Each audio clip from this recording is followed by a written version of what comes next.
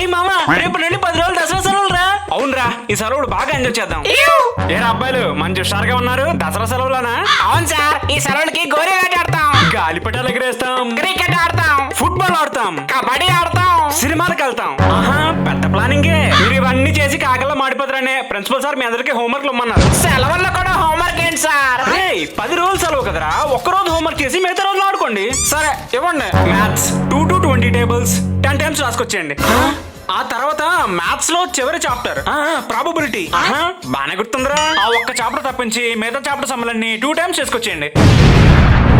Sir మాకు సెలవులు 10 రోజులే, నెల రోజులు కాదు. అందుకే కదరా తక్కువ హోంవర్క్ ఇచ్చాను. ఈ హోంవర్క్ అన్ని చేసేసి సెలవులు బాగా ఎంజాయ్ చేయండి. హ్యాపీ దసరా పిల్లలు, సెలవులు అయిపోయి కలుద్దాం. ఇంకేంటి ఎంజాయ్ చేసేది? మావా, సెలవుల్లో ఎంజాయ్ చేద్దాం అనుకుంటే మ్యాథ్స్ రేటర్ ఎంత హోంవర్క్ ఇచ్చారు?